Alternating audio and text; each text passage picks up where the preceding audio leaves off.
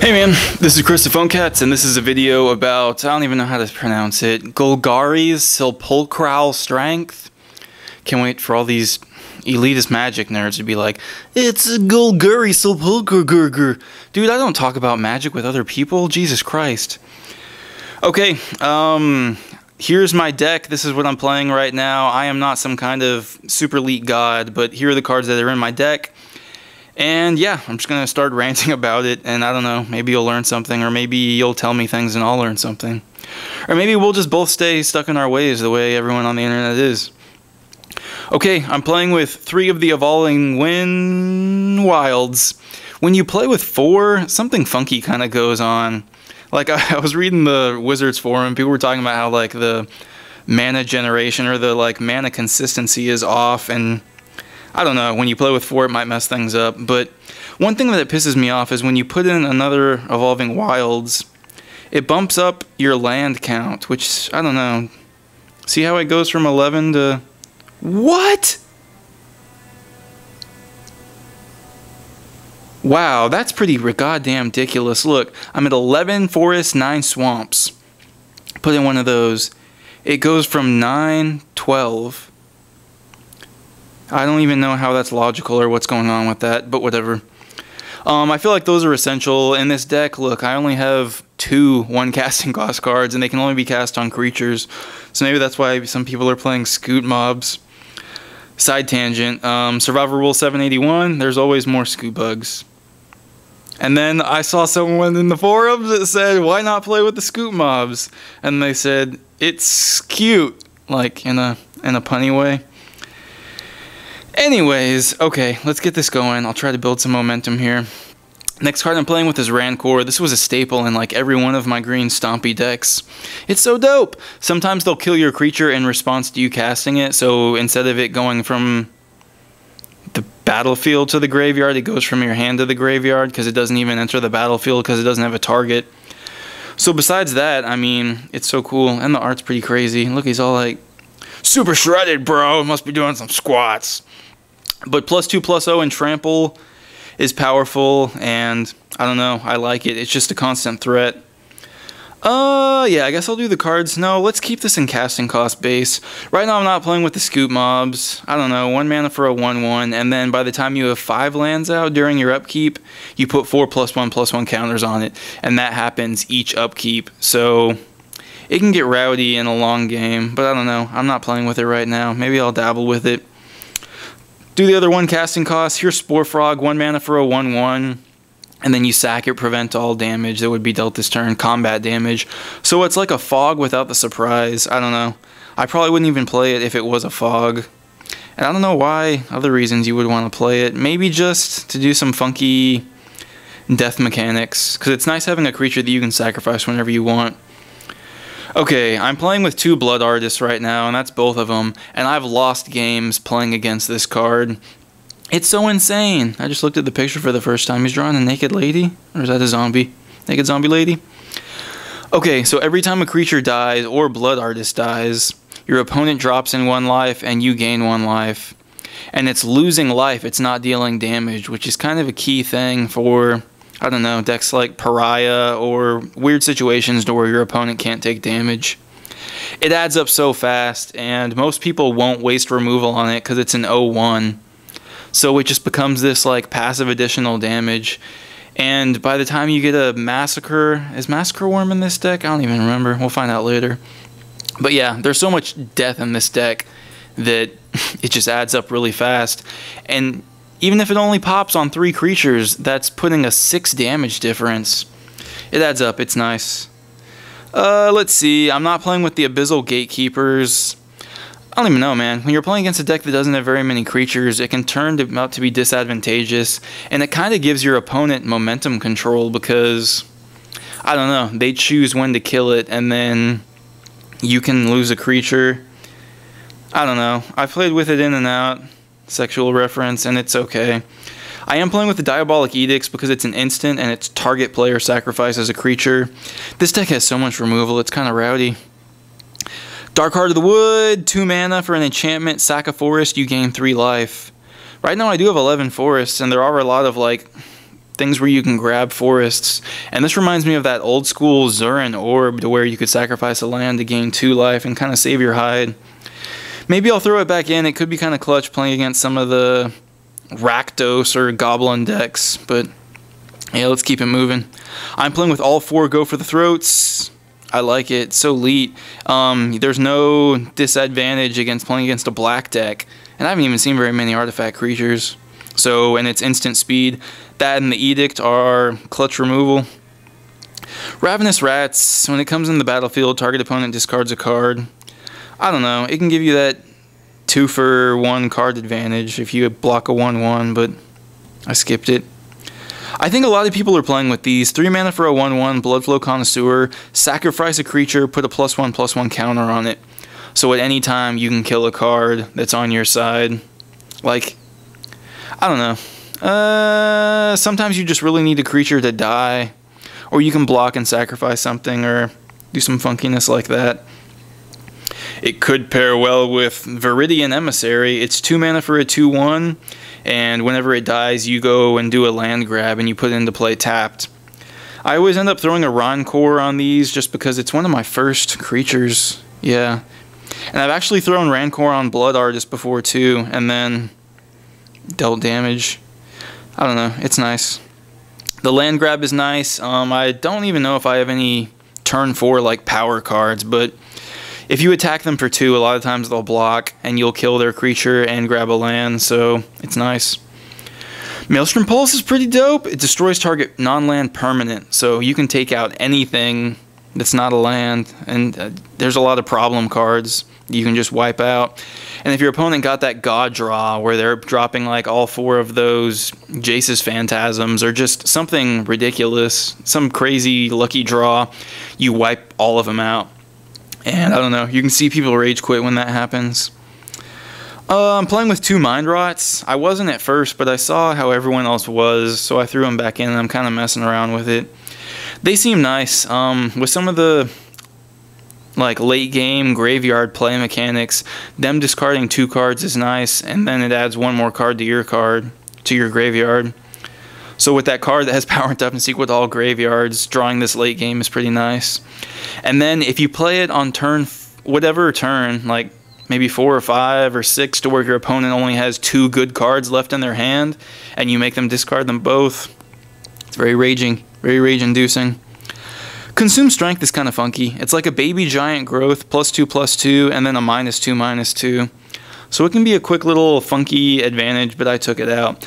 I don't know, some people that are playing some insane removal heavy deck might want to throw those in, but I feel pretty content as is. Pernicious Deed. Okay, this reminds me of that old school Powder Keg card. It's a 3 mana enchantment, and then you pay X and sacrifice it, and you destroy each artifact, creature, and enchantment. I think that's all permanents, right? With casting cost X or less. So let's say you got some 4 casting cost beast out, and you're playing against some weenie deck. You can pop it for 3, and then just light up their side of the board. If you do that while you have a Bloodflow Artist out, it does all the damage too. It's snazzy.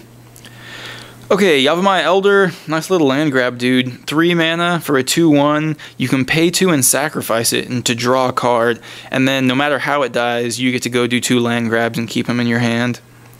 It's nice. I have mana problems with this deck, so I'm playing with all 4. And I don't know, it's just kind of nice to play it on turn 3. Use it as a chump block, has 2 power, so it takes out something on your opponent's side. And then, yeah, you get your 2 lands that you need. I'm not playing with this. It almost seems like it's in the wrong deck. Golgari Germination. Whenever a non-token creature dies, put a 1/1 Saproling into play.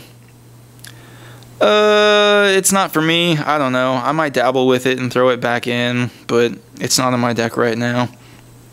I took out all the Troll Ascetics. They just didn't feel right for, I don't know, the way I play this deck or my play style. I'm not even sure. I admit that it's pretty sassy when you play one of these and then throw a Rancor on it and you're attacking for 5/2 with a hexproof regenerating creature, but I don't know. I'm playing with them out right now, and it just gives this deck a different feel. I like it. I was playing with the Yavimaya Dryad instead of one of my Yavimaya Elders for a while. I don't know, it has Forest Walk, and then when it comes into play, you put a forest card onto the battlefield immediately. And since so many of these decks are 2 colors, it has Forest Walk. So as long as your opponent has a forest, you're popping for 2 a turn. But right now I'm taking it out.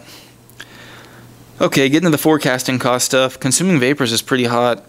4 mana, target player sacrifices a creature, and then you gain life equal to that creature's toughness.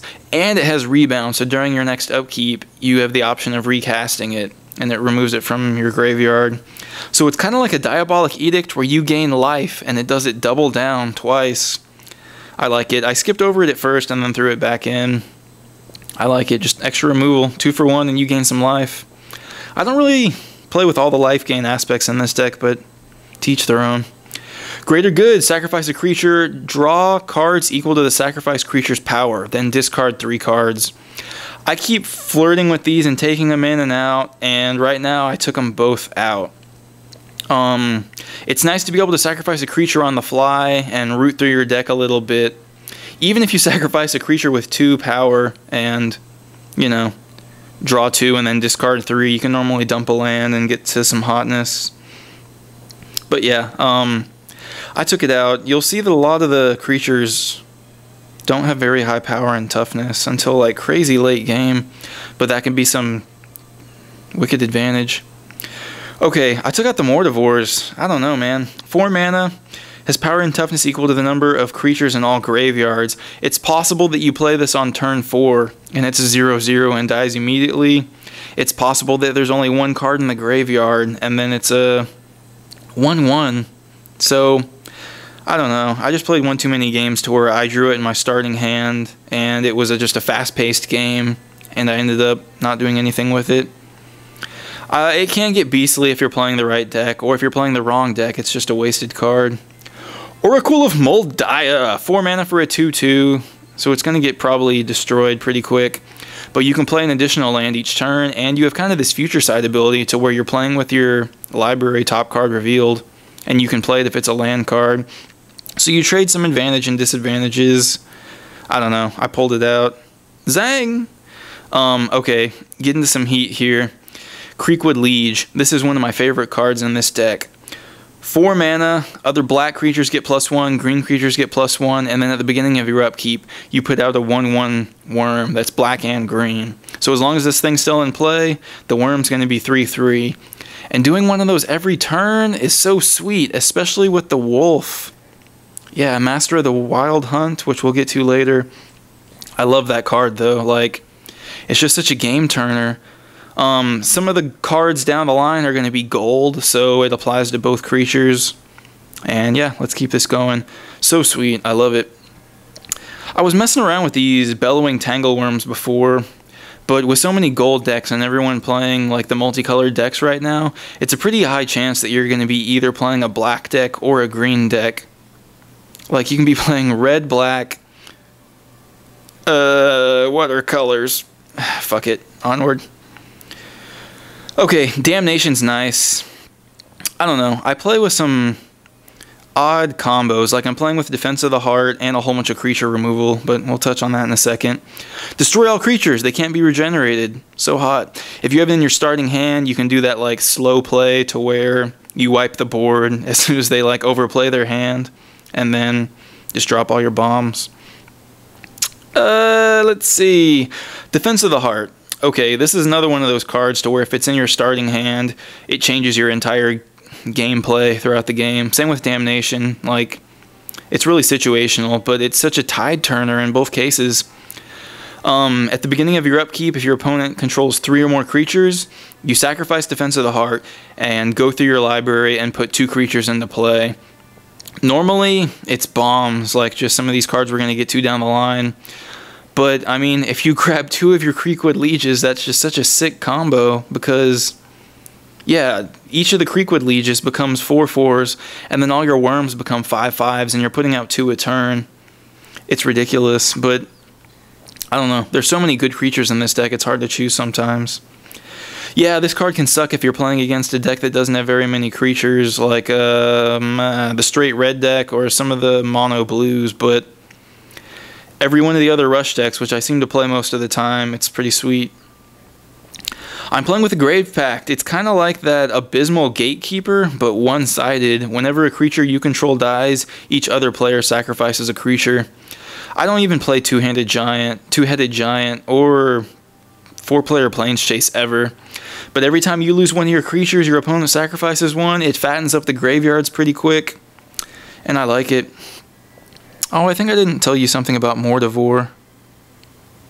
No, I didn't. We're fine. That's a different card. Okay, let's keep this going. If you liked playing the green deck that had Master of the Wild Hunt, and whenever you drew the one of those, it was so clutch, you'll love playing with two of these. Not only that, but it really just feels so cool with the Creekwood Lieges. I don't know, I just love getting free stuff every upkeep. This one you put a 2/2 wolf into play, and then you can tap it and tap all the wolves, and all the wolves gang attack one creature, and then that creature gets to hit all the wolves. I love it. Obviously, if you have some of the Creekwood Lieges out, all the wolves are 3/3s, and yeah, I mean, just every turn that the game goes on, you just get this more and more advantage. It feels OP in this deck, I just love it. Alright, Sewer Nemesis. I'm playing with this over the Mordivores. It's 4 mana for a star, and you choose a player. Sewer Nemesis has power and toughness equal to the number of cards in chosen player's graveyard. Whenever a chosen player casts a spell, that player mills themselves for 1. It's sweet. I mean, if you're playing two-player, like, it pairs well with Jace in a disgusting way. But I normally choose my opponent, and then they're kind of like apprehensive to do stuff, because every time that they cast a spell, they mill themselves for 1, and this thing gets a little sassier. You may not like it because it doesn't have trample or anything, but with some nice Rancor, bouncing, or sacrifice effects, you can give this thing trample at a good time. Okay, right now I'm playing with one Lord of Extinction. I don't know, I had 2 in it first. It's so beastly. 5 mana, power and toughness equal to the number of cards in all graveyards. If you're playing against a deck that has a whole bunch of instants and sorceries, their graveyard's going to be fat. Yours will be fat from all the dead creatures. Or vice versa. This deck has so much creature removal in it that you're killing all their creatures and your graveyard is filled with, like, removal spells. It's grossly good. I don't know why I'm playing with one, honestly, but I'm just kind of like testing things out still. This deck hasn't been out very long. Asceticism. 5 mana. Creatures you control have hexproof. And you can pay 2 to regenerate target creature.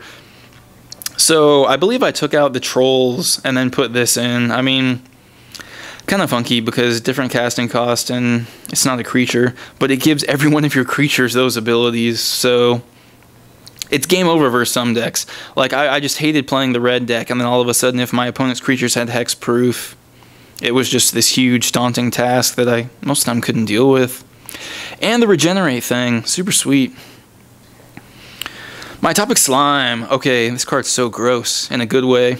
5 mana for a 4/4. When it dies, you put two 2/2s into play, and then when one of those 2/2 dies, you put a 1/1 ooze into play. So much card advantage. I mean, you block it, you kill a creature, then you got 2 2/2s, you block with both of those, now you have 4 1/1s. With some of the disgusting sacrifice mechanics, you can be doing all kinds of crazy stuff.